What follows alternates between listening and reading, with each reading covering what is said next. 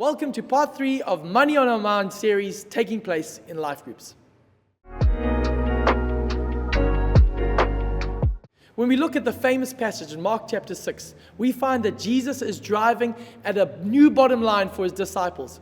People who've been so consumed by so many other things and agendas, needs and pressures.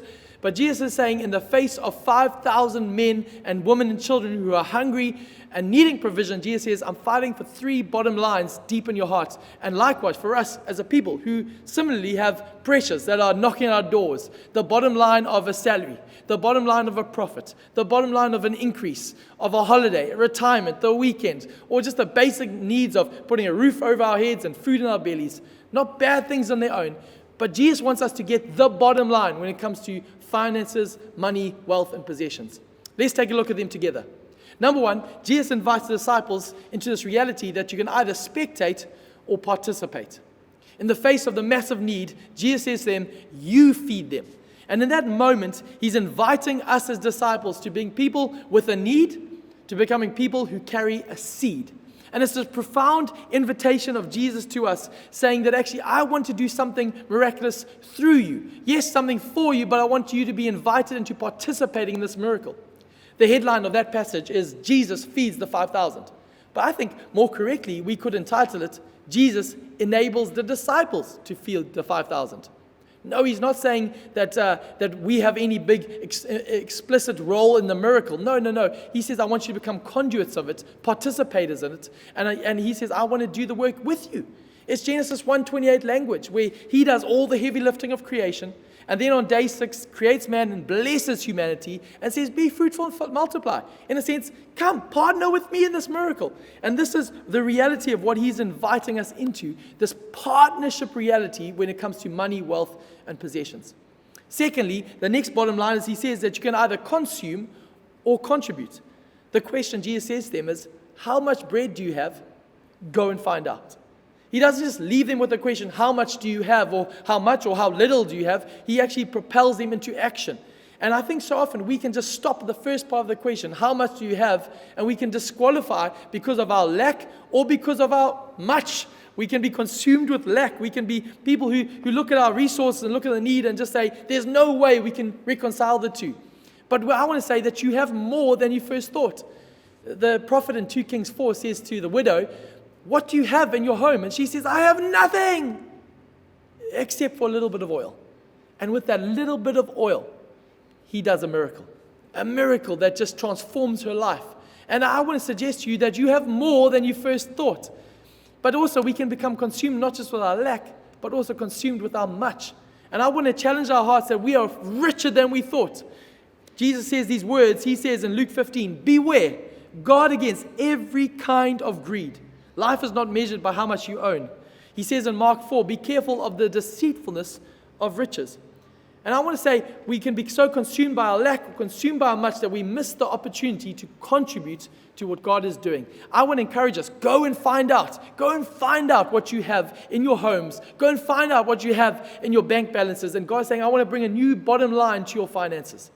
Thirdly and finally, he says, you can hold or you can release. Jesus took the 5 loaves and the 2 fish. He looked up to heaven, he blessed them, then he broke the bread. And then the scripture says he kept on giving the bread to the disciples so they could distribute it to the people. He kept on giving. It's the present continuous tense. He kept on giving. And this is the reality of stewardship. So often we can get seduced into thinking he gives us and we hold on to it because we think the first level of stewardship is that we're toddlers. What's yours is mine. I'm going to protect that. I want what you've given me. It's like toddlers. Mine. Second level is teenage stewardship, what I call that, in the sense of what is mine is mine. And we incorrectly think that I've worked for this, I've saved for this is mine. I get to do what I want with this. But the real reality of stewardship is the mature version is to realize what's mine is all from him. It's all God's. And actually, when we realize that level, we start to tap into the Jesus who keeps on giving. We keep coming back as we keep distributing. We realize we stop being cul-de-sacs, but we become conduits of his resources and provision. In 2 Corinthians 9, verse 10 to 11, the Apostle Paul teaches this immature church about generosity and stewardship by telling them this principle of a God who supplies both bread and seed.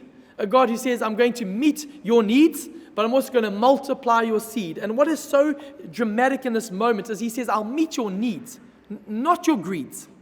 He'll meet your needs. He'll give you enough. Give us today our daily bread. He wants to meet your needs. But then what the text says, he will multiply your seed.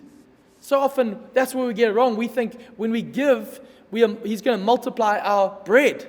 No. He's not going to multiply the things for us to consume. He says, I'll give you, I'll look after you. I'll enrich you in every way so that I can multiply the stuff that you give away. In a more colloquial way, we've said we don't give to get.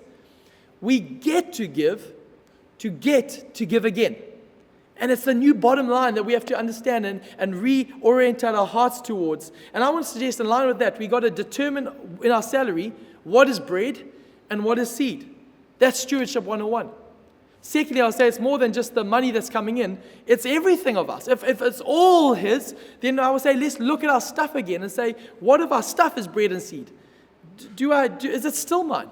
Is that car that I've saved for, is it still mine? Or was it time to hand it on? Because I trust the giver. He's going to keep on giving. Are those clothes all still mine? Are those appliances still mine? Actually, maybe let's become with everything. Become people who are not holding, but are handing on, are distributing, are resourcing those people around us.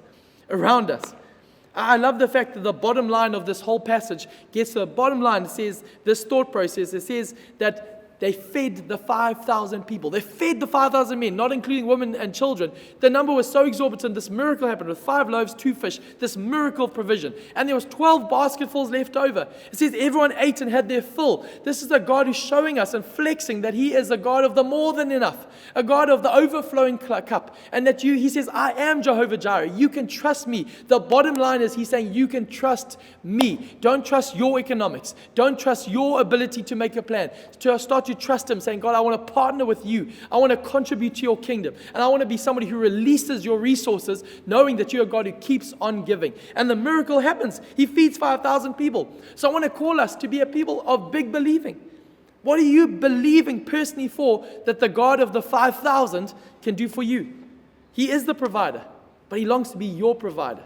He says, ask of me and I'll give you the nations. He says, ask, seek, knock, and you will find. You will have the door open to you. But I also want to say, personally, what are you believing for? But together, corporately, what are we believing for? As we look at Scripture, we say, what could the God of the 5,000 do through us? I love the fact that in Acts it says that there was not one needy person amongst them. Could that not be a dream? Not some communist society, but no, a biblical society that say, actually, we